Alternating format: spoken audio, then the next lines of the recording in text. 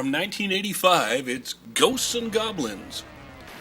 And I know the term arcade classic gets thrown around a lot these days, but this game definitely lives up to the term. In 1985, I turned 11 years old, and I lived on Belvedere Boulevard in Brantford, Ontario, Canada. At the end of my street was a strip mall with a laundromat called S&S Coin Laundry. And I'd swear that half the people in there weren't there to do laundry. They were there to play Ghosts and Goblins.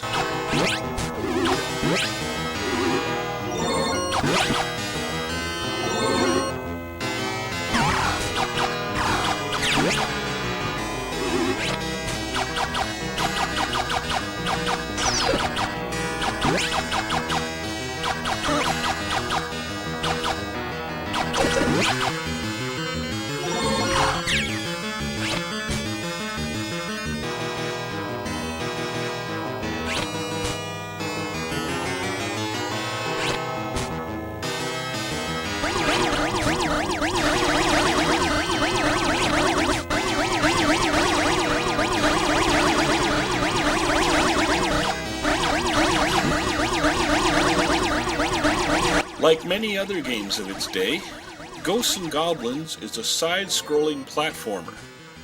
But this one is not just your run-of-the-mill game, it's special. What makes it special? Well, first are the visuals, and when I say visuals, I'm not just referring to graphical fidelity. What's being depicted here looks great now, and it was absolutely breathtaking at the time. Zombies, malicious plants, bats, birds, and muscle-bound demons are all wonderfully depicted here, as are graveyards, slum buildings, ice castles, and spooky forests. In 1985, I had never seen a video game with this much fantasy put into the artwork, and it really fueled my young imagination.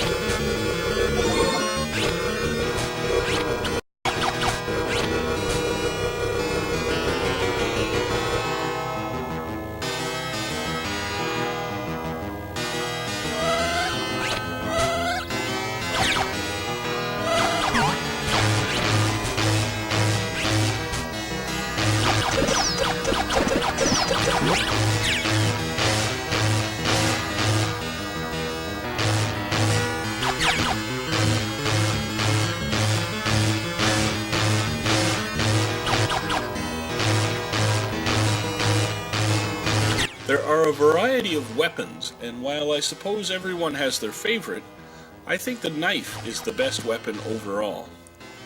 It shoots out really fast, so it's great for stopping multiple enemies, as well as enemies that require multiple hits.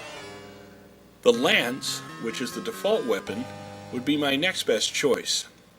The worst weapon is the fireball, which moves at an awkward angle and explodes on the floor. One weapon I'm really divided on is the shield. On one hand, it has an unacceptably short range, but on the other hand, it can block enemy projectiles, which I will admit can really come in handy at times.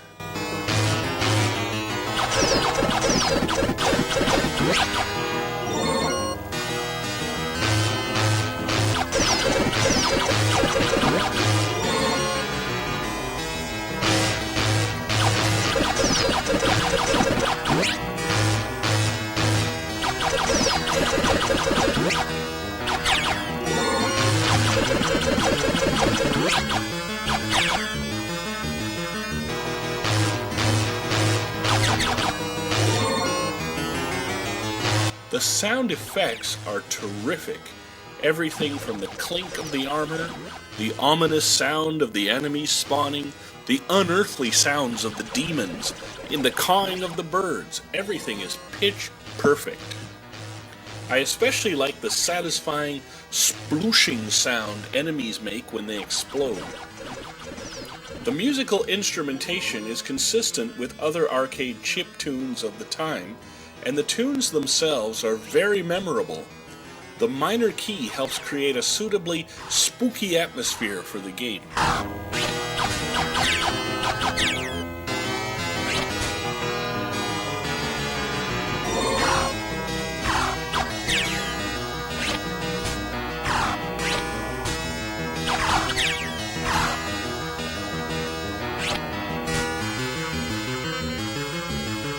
The controls for this game are very awkward, to be honest, although I would argue that somehow that's part of the game's appeal.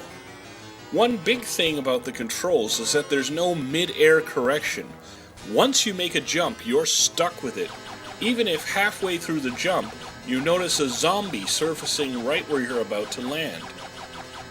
Another problem is that you can only shoot directly left or right, yet enemies will fly at you from above, below, and from any and every angle. I've also occasionally been momentarily stuck at the top of a ladder, or sometimes I've tried to duck only to accidentally start climbing down a ladder. That can be frustrating.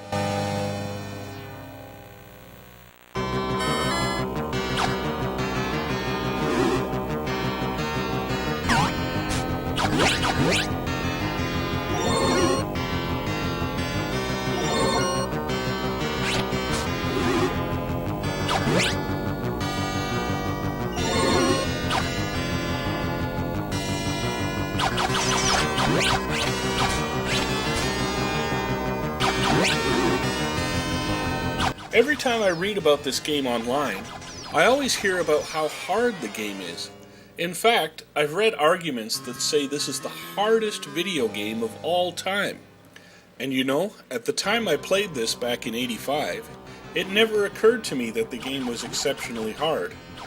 Playing the game now, in 2011, I realized that it's not just that the game is hard. I mean, let's face it, even Super Mario Bros. Is hard for someone who hasn't played it a lot and practiced. It's more that the game has a lot of cheap deaths. The previously mentioned awkward controls are part of the reason, but it's also the unpredictable nature of the enemies.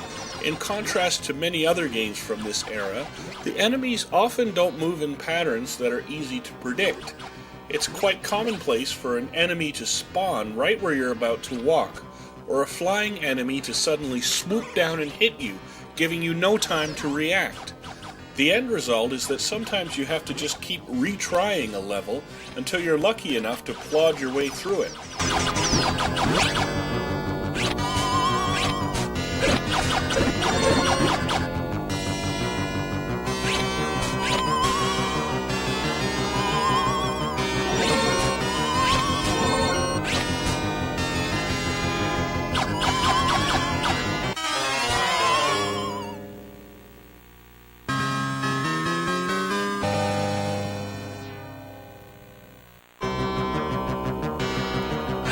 I'm playing this game via the Capcom Classics Collection for the PS2.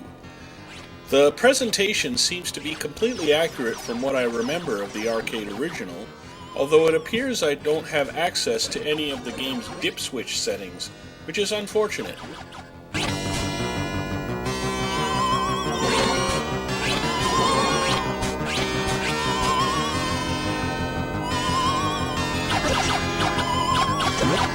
Ghosts and Goblins, a true arcade classic.